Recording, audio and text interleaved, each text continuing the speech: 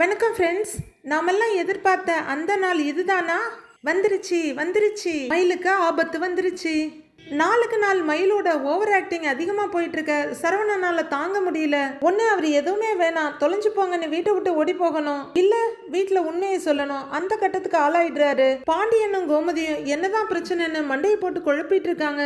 குழந்தை இல்லைங்கிறதுக்காக மயிலை இப்படி கொடுமைப்படுத்தவோ சண்டை போடவோ இருக்கிற பையன் இல்லையே, அமைதியான பையனாச்சு அப்படின்னு சரவணனை பத்தியும் கொஞ்சம் யோசிக்க ஆரம்பிக்கிறாங்க. அவங்க எல்லாம் என்ன ஏதுன்னு யோசிச்சுட்டு இருக்கவே அடுத்த சண்டை பெருசாயிடுது. இதை பாக்குற பாண்டியன், உங்க ரூம்குள்ள ஆரம்பிச்ச சண்டை இப்ப முச்சந்தி வரைக்கும் வந்து நிக்குது அப்படின்னு சரவணனை திட்டிக்கிட்டு இருக்க, பொறுத்தது போதும், பொங்கி எழு சரவணான்னு அவர் எழுந்துடுறாரு. அப்பா போதும்பா, என்ன பிரச்சனைன்னு நான் உங்ககிட்ட சொன்னேன்னு வச்சுக்கோங்களேன், நீங்க யாருமே தாங்க மாட்டீங்கன்னு சரவணன் சொல்ல, ஐயோ அத்தை மட்டும் இருந்தா எப்படியாவது பேச்ச மாத்தி ஏமாத்திடலாம், இப்ப மாமாவும் இருக்காரு, என்ன பண்றது அப்படின்னு மயில தவியா தவிக்கிறாங்க. ஏதாவது பண்ணணும், இவரை வாயை அடக்கி வைக்கணும் அப்படின்னு அவங்க என்னென்னவோ முயற்சி பண்றாங்க. உடனே கோமதி கிட்ட, அத்தை நான் சொன்னேன் இல்ல, இவருக்கு என்னைய பிடிக்கல, வேற யாரையோ பிடிச்சிருக்கு, அதனாலதான் என் மேல இப்படி அபாண்டமா கோவப்படுறதும் இல்லாம என்னைய பத்தி இப்படி குறை சொல்றாரு அப்படின்னு கோமதி கிட்ட நீலி கண்ணீர் வடிச்சிட்டு இருக்க, தாங்க முடியாத சரவணே நிறுத்துடி அப்படின்னு கத்திக்கிட்டே தாங்க முடியாத கோவத்தோட மயில அடிக்கிறதுக்கு ஒரு பெரிய பூச்சாடியை தூக்கிட்டு ஓடி வர்றாரு. பாண்டியன் கதிர்னு ரெண்டு பேரும் தடுத்து பிடிச்சிட, அதை அப்படியே தரையில விசிறி அடிக்க அது சில்லு சில்ல செதறி வீடு முழுக்க பரவுது. மயில ரொம்பவே பயந்துடுறாங்க. என்னதான் வாய் பேசினாலும் எவ்வளவோ திட்டினாலும் இதுவரையிலும் சரவணன் அவங்க முன்னாடி கையை நீட்டினதே இல்லை.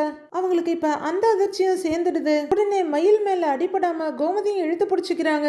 இப்படி கணக்கு வழக்கு இல்லாம பொய் சொல்ற உன்னை அடிச்சே கொல்லாம விட மாட்டேன் அவர் அந்த பூச்சாடிய செதற அடிச்சிருக்க. மயில் பயத்துல காதை மூடிக்கிட்டு கண்ணையும் மூடிக்கிறாங்க.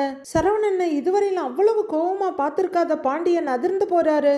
அவரு மட்டும் இல்ல, வீட்டுல இருக்க யாருமே சரவணனோட அவ்வளவு பெரிய கோபத்தை பார்த்ததே இல்லை. என்னாச்சுப்பான்னு பாண்டியன் அதிர்ச்சியோட கேட்க, உலக மகா ஏமாத்துக்காரிப்பா அப்படின்னு சரவணன் சொல்ல, மயில் அந்த நிமிஷமாவது சரவணனோட வாயை மூட வைக்க முடியுமான்னு எவ்வளவோ முயற்சி பண்ணிட்டு மாமா மாமான்னு போய் கெஞ்சிட்டு நிக்கிறாங்க. போடின்னு புடிச்சு தள்ளிவிட அவங்க சுழண்டு போய் விழ போறாங்க. கோமதியும் ராஜியும் பதறி ஓடி போய் மயில தாங்கி பிடிக்கிறாங்க. சுருண்டு விழுந்த மயில எழுந்திருச்சும், மாமா மாமா வேண்டாம் மாமா, சொல்லாதீங்க மாமா அப்படின்னு கெஞ்சுறாங்க, கதறாங்க.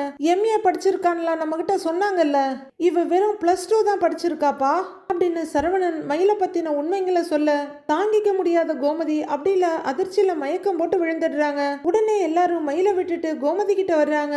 ஆளுக்கு அத்தை அம்மா கோமதின்னு பதறுன்னு பதறாங்க.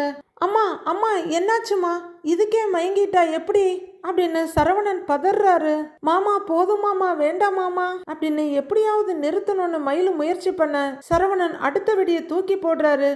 என்னை விட இவ 2 வயசு பெரியவன்னு, நம்ம எல்லாரையும் இத்தனை நாளா இவ ஏமாத்திக்கிட்டு இருக்கான்னு சரவணன் சொல்லிட, கொஞ்சம் மயக்கம் தெரிஞ்ச கோமதி மறுபடியும் மயக்கத்துக்கு போறாங்க. பாண்டியன் தாங்க முடியாத அதிர்ச்சியோட பாக்குறாரு. அவ்வளவுதான், நம்ம புருஷனை நம்ம வாழ்க்கையை மொத்தமா முடிச்சு கட்டிட்டான், எவ்வளவு கெஞ்சி இவங்கிட்ட எடுபடவே இல்லையே அப்படின்னு மயிலு மயக்கம் போட தயாரா இருக்காங்க. கோமதி, பாண்டியன், ராஜி, கதிர், அரிசின்னு மயில பத்தின உண்மை எல்லாருக்குமே தெரிஞ்சு போயிடுது. மயில் கதறி அழுது கூப்பாட்டு போட்டுக்கிட்டு இருக்காங்க. அடுத்து என்ன நடக்க போகுதுன்னு வர எபிசோட்ல பார்க்கலாம் friends. Have a happy Sunday.